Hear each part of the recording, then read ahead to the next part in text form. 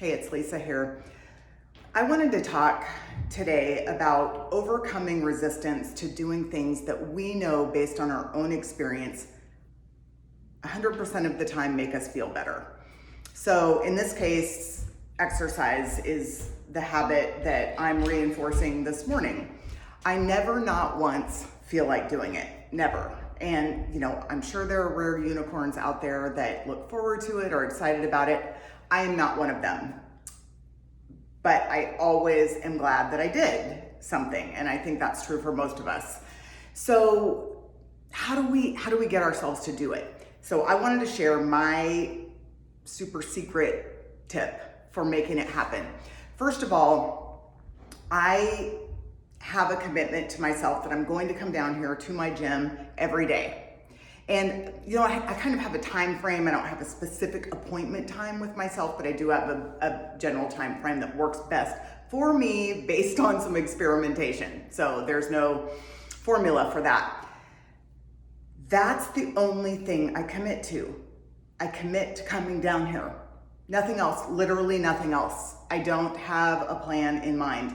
Why? Because I never know how I will have slept. I'm in perimenopause and my sleep is very unpredictable. So I don't know what my energy will be like. I don't know how my body will be feeling. So I'm not going to commit to things that I am not confident that I can show up for, because that doesn't feel good. It breaks trust with us and it undermines our sense that we, can trust ourselves to make a habit and reinforce it. So I commit to coming down here every day.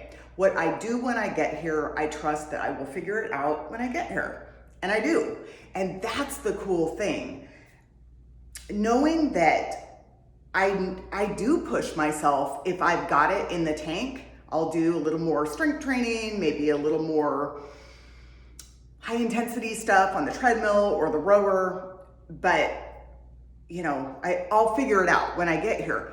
There are plenty of days that I come down here and do maybe a 20-minute, pretty easy walk on the treadmill, and maybe I'll watch a show, super low key, but I'm here. I'm showing up for the habit. And that to me is the most important thing. It's very reassuring to me that I will do that. And it also is comforting to me that I'm not going to push myself beyond what my body is telling me it's up for. That feels like the ultimate form of self-care, that I'm not going to override my fatigue or pain or soreness or something to push myself to do something that I think I should do. I'm not doing any of that ever again. I did that for the first 4 decades of my life, and I'm not doing that. So just committing to come down here, and some days I will do 3 supersets of 6 strength training exercises. I would say that's probably only about 20% of the time. The rest of the time, it's somewhere on the spectrum from maybe it's just stretching. Literally, there are days where that's all I do. I come down here and, lay on the mats, and, I'm standing on this really soft foam mat here. I will stretch out, do some foam rolling, stretching, listen to an audiobook or listen to some music on my Bluetooth speaker. But it feels life affirming. And that, I guess, is the key. Why are we doing any of this? Because we want to enhance our human experience, our quality of life. And we know that habits like exercise help with that. I think for most of us, right? There's no universal truth, but for most of us, I think that that's true. But I just don't think that we should ever be committing to, we've got to let go of the all or nothing thing, because it is, how many of us have succumbed to that, where we think, okay, if I can't do the whole enchilada that I think I should do, what's the point? Why even try? Why even go for a 5-minute walk? It's so funny, because in any other realm of our life, we know that doing something is always better than doing nothing, right? It's better to, pick up 3 items of clothing that are on your floor than to not pick up anything because we don't have time to pick up all of it, right? It just, that logic we know doesn't apply. But somehow when it comes to food and exercise, we think it has to be, all in or it doesn't count.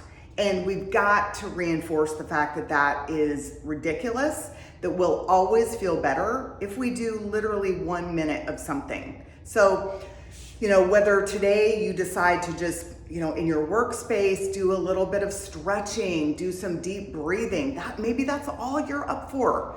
Maybe go out for a 5 or 10 minute walk. That's awesome.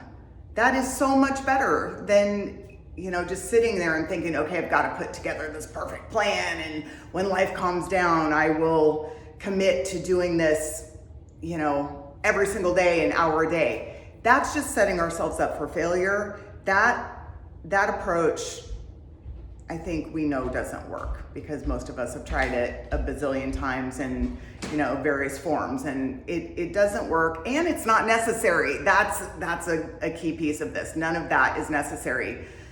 To be a healthy human, we need to have some moderately decent habits in terms of how we nourish ourselves, getting enough sleep, moving some each day, having some healthy boundaries with other people, having purpose, some connection, but also having grace with ourselves, having an honest relationship with ourselves. All of that is part and parcel of a high quality human experience as far as I'm concerned. And believe me, I've lived the alternative for most of my life. So anyway, for whatever that's worth, I know this is not an exercise tutorial. My gym is kind of a wreck right now because I'm getting ready to put together a new weight area. So you can see this is, I'm just sort of filming in the area of the gym that's not a disaster. So anyway, I hope that that's helpful. Go be kind to yourself today. That's the place we have to start. Trying to shame our way to wellness is a failed strategy, and we gotta let that go. So go be kind to yourself and have an awesome day.